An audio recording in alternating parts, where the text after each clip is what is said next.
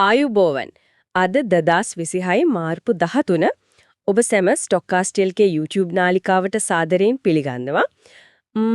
අද අපි මේ සූදානම් වෙන්නේ නිකම්ම ඉලක්කම් කියවන සාමාන්‍ය සාකච්ඡාවකට නෙවෙයි. මේක ඊටමත් ගැඹුරු අධ්‍යයනයක්. ඔව් ඇත්තටම අද අපි කතා කරන මාතෘකාව ගොඩක් අයට වැදගත් වෙනවා. අනිවාර්යයෙන්ම.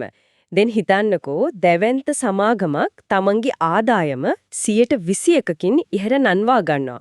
ඒ කියන්නේ කෝටි ගණනක අති විශාල ආදායම් වර්ධනයක්. හැබැයි ඒ සමාගමේම බදු ගෙවීමෙන් පසුව ලාභය වර්ධනය වෙලා තියෙන්නේ යන්තම් 3%කින් විතරයි. ආදායමේ තරම් වේගයෙන් උඩට යද්දී ලාභය මේ විදිහට පල්ලෙහාට යන්නේ කියන එක ලොකු ප්‍රහේලිකාවක් නේද? අන්න ඒකයි. අද අපි මේ විවෘත කරන්නේ ශ්‍රී ලංකාවේ පුනර්ජනනීය බලශක්ති ක්ෂේත්‍රයේ දැවැන්තයෙක් වන Windforce PLC සමාගමේ 2025 දෙසැම්බර් 30කින් අවසන් වූ මාස 9 සඳහා වූ අතුරු මූල්‍ය වාර්තා. පුනර්ජනනීය බලශක්තිය ගැන කවුරුත් කතා කළත් මේක ඇත්තටම මූල්‍යමය වශයෙන් ලාභදායීද කියන එක අපි හොයලා බලන්නම ඕන. හරියටම හරි. සමාගමක විශේෂයෙන්ම Windforce වගේ දැවැන්ත යටිතල පහසුකම් ව්‍යාපෘති කරන සමාගමක සැබෑ නිරෝගීභාවය අර ලාභය කියන එක ඉලක්කමකින් විතරක් මනින්න බෑ. ඒක හරියට ගහක කොළ දිහා බලලා මුල්වල ශක්තිය මනිනවා වගේ වැඩක්.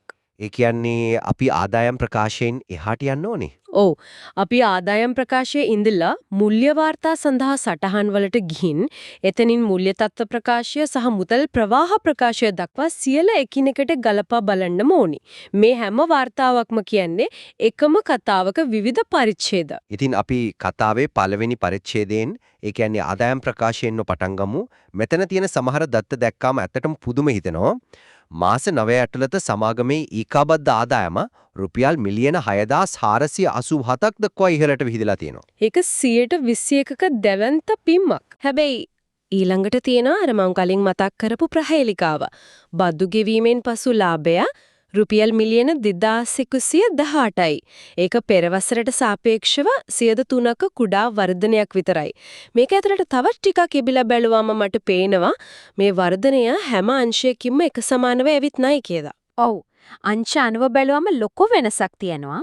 ඒක හරියට පවුලක ළමයි 3 දෙනෙක්ගෙන් එක්කෙනෙක් විතරක් විභාගී ඉතා ඉහළින් සමත් වෙලා අනිත් දෙන්න සාමාන්‍ය මට්ටමක ඉන්නවා වගේ වැඩක්. සූර්ය බල ශක්තිය අංශය 35කින් වර්ධනය වෙද්දී සුළං 2කින් සහ ජල විදුලි අංශය 5කින් පහත වෙටි තිබෙනවා. ඇයි මේ එක අංශයක් විතරක් මෙහෙම අසාමාන්‍ය විතර වර්ධනය වෙන්නේ? මෙහෙමයි. ඔතන තමයි සමාගමේ උපාය මාර්ගික තීරණවල ප්‍රතිඵලය පැහැදිලිවම පේන්න තියෙන්නේ. සූර්ය බල ශක්තිය අංශයේ මේ දැවැන්ත පිම්ම නිකම්ම ඉරපාපු නිසා වෙච්ච දෙයක් නෙවෙයි. ප්‍රධාන වශයෙන්ම ඕන් මෙගාවට් 10ක සෝල යුනිවර්ස් ව්‍යාපෘතිය පාලනය අත්පත් කරගත්තා. පාලනය අත්පත් කරගත්ත කියන්නේ ආදායම එකතු වෙනවා කියන එක නේද? ඔව්.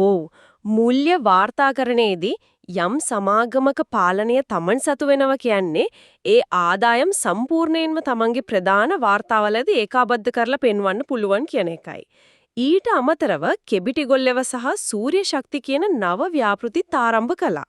ඒ කියන්නේ අලුත් බලාගාර පද්ධතියට එකතු වෙලා තියෙනවා. හරියටම. මේ නව ව්‍යාපෘති නිසා සමස්ත ධාරිතාව 7.4කින් වර්ධනය වුණා. ඒ වගේම විදුලි උත්පාදනයත් 5.7කින් ඉහළ ගිහින් තියෙනවා.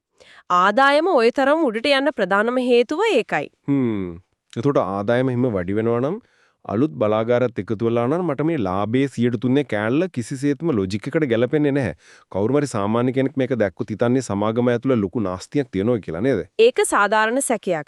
හැබැයි මේ සැකය දුරු කරගන්න නම් අපි අනිවාර්යයෙන්ම මූල්‍ය වාර්තාවල තියෙන සටහන්, ඒ කියන්නේ නෝට්ස් වලට යන්න වෙනවා.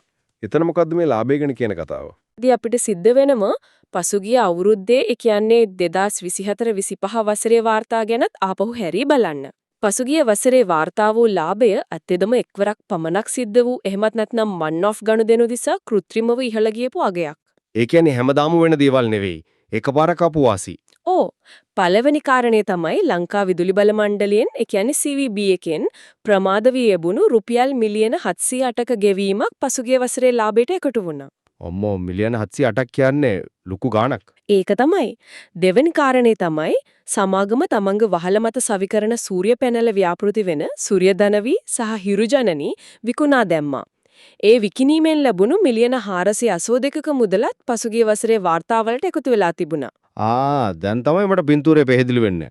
ඒ කියන්නේ මේ අවුරුද්දේ ඒ වගේ එකවර ලැබෙන හිඟ මුදල් නෑ, විකුණන්න ව්‍යාපෘති නෑ. අන්න ඒකයි. ඒ කිසිම අමතර වාසියක් නැතිවත් හුදෙක් දෛනික මෙහෙයුම් වලින් විතරක් සමාගම මේ 3%ක ශුද්ධ වර්ධනයක් පෙන්눔 කරලා තියෙනවා කියන්නේ ඇත්තටම මේක සබෑ මෙහෙයුම් වර්ධනයක්. සංසුනම බැලුවාම මේක නිරෝගී තත්වයක්. හැබැයි මම වාර්තාවේ සටහන් කියවද්දී දැක්ක මේ මෙහියුම් වර්ධනයත් ලේසියෙන් ලැබුණු එකක් නෙවෙයි කියලා. සමාගමට පාලනය කරන්න බැරි ලොකු අභියෝග තිබිලා තියෙනව නේද? විශේෂයෙන්ම අර CEB එකෙන් කරන කර්ටේල්මන්ට්ස් එමත් නැත්නම් සීමා කිරීම. ඔව් ඒක මෙහියුම් වලට ආපු ලොකු බාධාවක්. සතියන්තවලදී විදුලි ඉල්ලුම අඩුවීම නිසා CEB එකට සිද්ධ වෙනවා සූර්ය සහ සුළං බලාගාර වලින් විදුලිය ගන්න එක తాවකාලිකව සීමා කරන්න. ඒ කියන්නේ බලාගාර වැඩ කළත් විදුලිය පද්ධතියට දෙන්න බෑ. හරියටම මේ ප්‍රතිඵලයක් විදිහට වින්ෆෝස් සමාගමට මේ මාස 9 ඇතුළත ගිගාවොට් පැය 10ක විදුලි ප්‍රමාණයක් අපතේ යවන්න සිද්ධ වෙලා තිනවා. ඒක රුපියල් මිලියන 189ක විතර පාඩුවක්. ඒක ඇත්තනම ඛේදවාචකයක්. ඒ මදිවට ඩිත්වා සුලිකුණාටුවෙන් ආපු ප්‍රශ්නක් තිබුණා නේද? ඒ සුලි කුණාටුව නිසා තබ්බෝව පාලම කැඩි ගියා.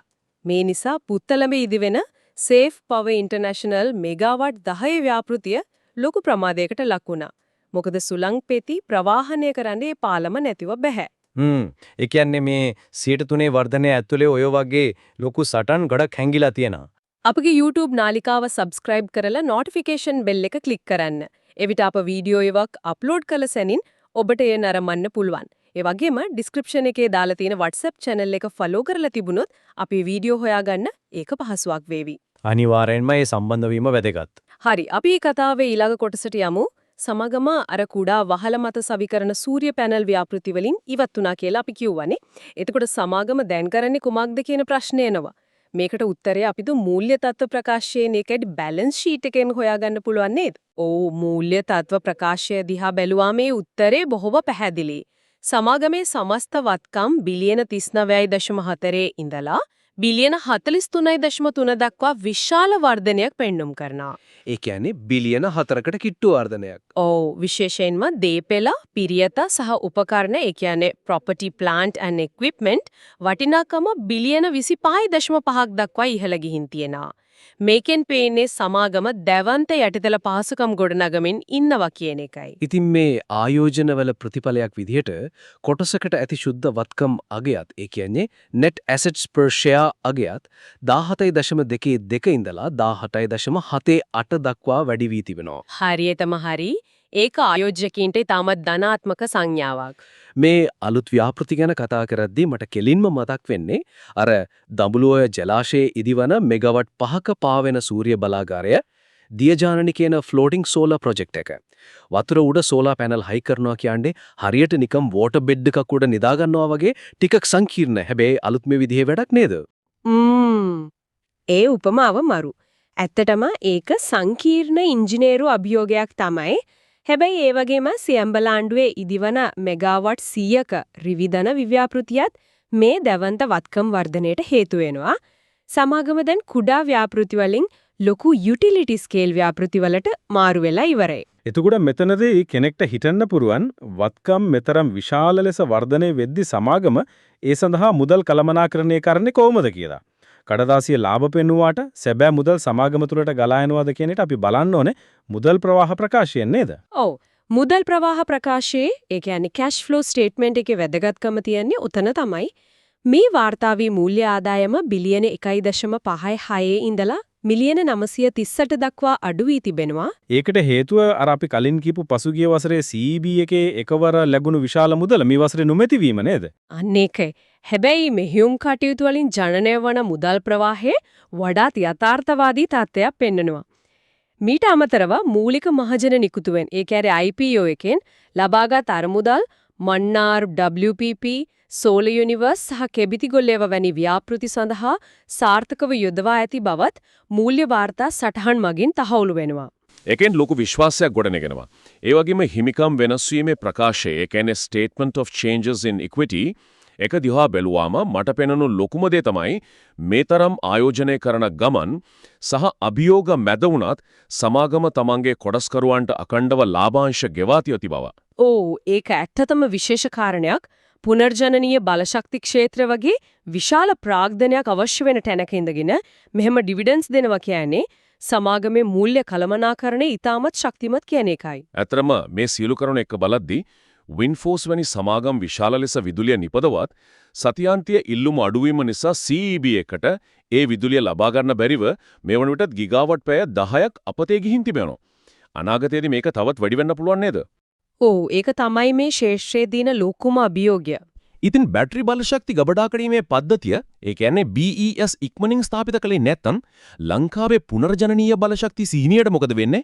අපිට විදුලිය නිපදවන්න පුරුවන් වුණත් ඒව ගබඩා කරගන්න තැනක් නැති වුණොත් මේ ආයෝජන වලින් නිසි ඵල ප්‍රයෝජන ගන්න පුළුවන් වේද කියන එක අපි හැමෝම හිතන්න ඕන කාරණයක්. අනිවාර්යෙන්ම ඒක සම්පූර්ණ බලශක්ති පද්ධතියම විසඳ ගන්න ඕන ප්‍රශ්නයක්. අපේ මේ වීඩියෝව තවත් ආයෝජකයෙක්ට ප්‍රයෝජනවත් වී කියලා හිතනවා නම් වීඩියෝව ෂෙයා කරන්න.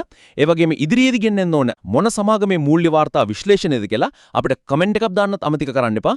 අපගේ පොඩ්කාස්ට් එක නැරඹු ඔබට ස්තුතියි. යලිත් මෙවැනිම පොඩ්කාස්ට් එකකින් හමු වෙමු.